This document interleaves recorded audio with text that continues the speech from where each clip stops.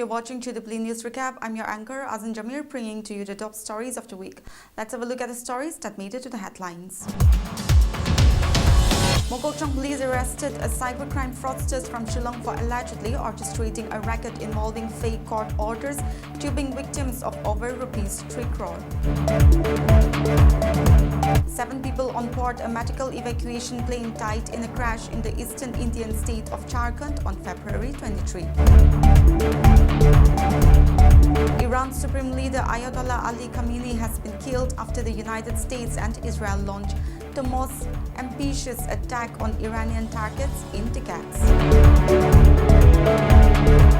Mexico's most wanted man and the leader of the feared Jalisco new generation drug cartel, El Manjo, was killed during a security operation. And now the news in details.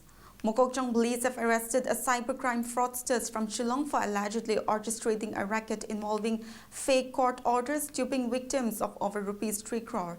The accused, identified as Anupam Kumar Singh, a resident of Siwan, Bihar, and currently living in Limokra, Shillong, was apprehended on February 20 by a special investigation team.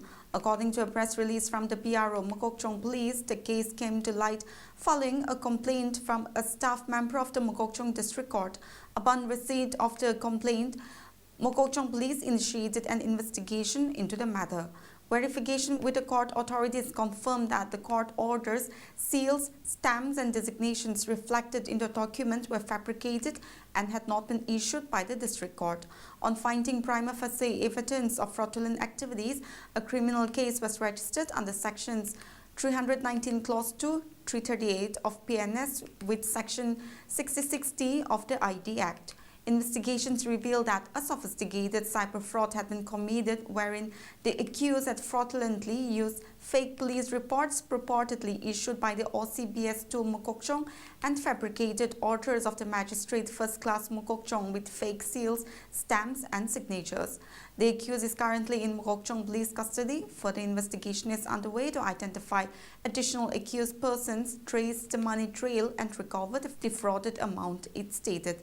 Citizens and financial institutions have been advised to verify the authenticity of any such official communication before acting upon them. The centre appointed former Supreme Court Judge Balbir Singh Chauhan as the new chairperson of the Commission of Inquiry, probing the ethnic violence that broke out in Manipur in May 2023. This follows the resignation of the incumbent former Chief Justice of Guwahati High Court, Ajay Lamba. Justice Chauhan will resume charge on March 1st, consequent upon the acceptance of Justice Lamba's resignation with effect from February 28. The terms of reference and other conditions of the Commission as notified in the principal notification dated June 4, 2023 as amended from time to time shall remain unchanged, the Home Ministry stated in a Gazette notification issued on February 26. The ethnic violence that led the centre to place Manipur under President's rule for almost a year. President's rule was lifted last month and a popular government installed in the state with Y. Kamchand Singh as Chief Minister. 7 people on board a medical evacuation plane died in a crash in the eastern Indian state of Jharkhand on February 23.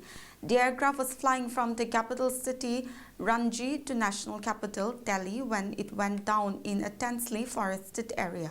The aircraft had departed Ranchi Airport at 7:11 p.m. local time and lost radar contact with air traffic control shortly after requesting deviation due to adverse weather. Police confirmed that all 7 bodies had been recovered. After investigation, it was mentioned that the air ambulance didn't have a black box. Redbird Airways Private Limited Speechcraft C-90 aircraft VT HAV was en route from Ranchi to Delhi when it crashed moments after takeoff. According to civil aviation rules, it is not mandatory for the planes that weigh below 5,700 kilograms to have cockpit voice recorders or flight data recorders, as the black boxes are formally known.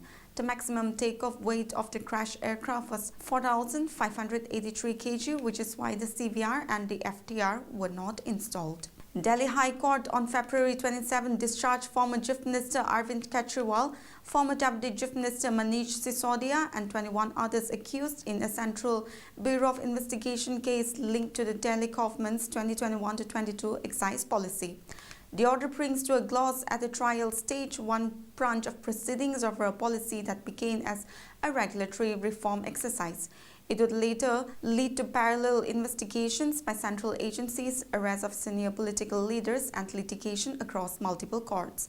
Special Judge Jitendra Singh said the charge sheet had several gaps not supported by evidence. Kejriwal said the corruption was the case of the biggest political conspiracy in independent India. Arvind Kejriwal and Manish Sisodia were among those arrested in the case, which the CBI had been probing, alleging corruption in the formulation and execution of the erstwhile AAP government's now scrapped excise policy. Kejriwal and Sisodia were arrested while they were Chief Minister and Deputy Chief Minister respectively of Delhi.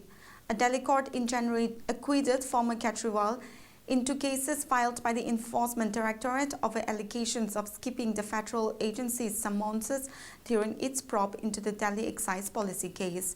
The AAP's rapid rise as a political party in 2012 was in part linked to its anti-corruption platform, and the case also gained significance in the run-up to the 2025 Legislative Assembly elections.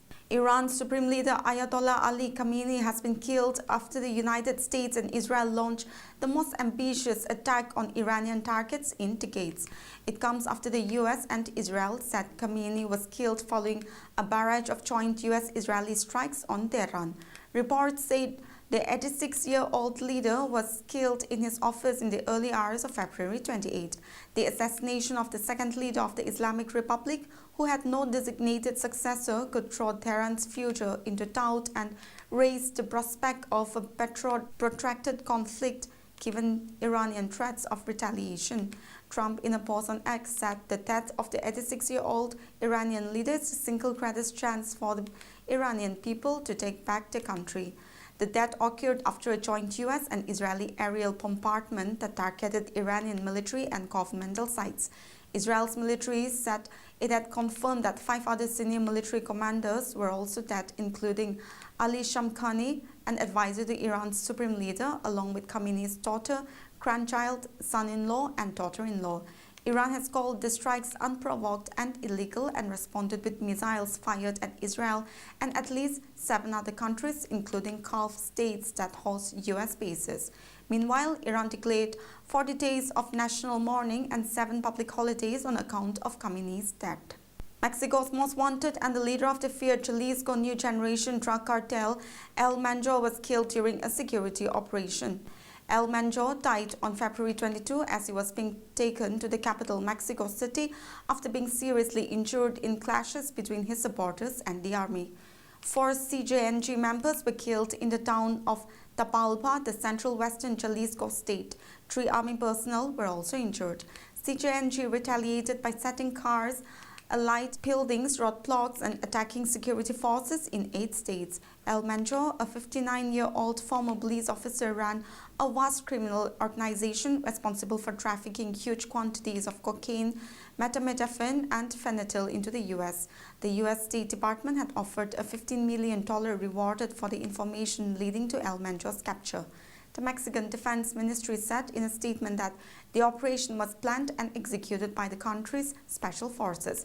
Aircraft from the Mexican Air Force and the National Guard were also deployed. It also said that several armored vehicles and weapons, including rocket launchers, were seized during the operation. The CJNG cartel, which had its original power base in Jalisco in 2010, is now present across Mexico. CJNG is also a key supplier of drugs to the U.S., earning billions from fentanyl production. Pakistan declared open war on the Afghan Taliban government following renewed clashes along the shared border between Afghanistan and Pakistan. The escalation comes after Pakistan bombed Afghanistan's Kabul and Kandahar on February 27, hours after Afghan forces attacked Pakistani border troops in what the Taliban government said was retaliation for deadly airstrikes earlier this week. Pakistan has claimed its forces have killed 133 Afghan fighters, where Kabul claimed 55 Pakistani troops have died in its offensive.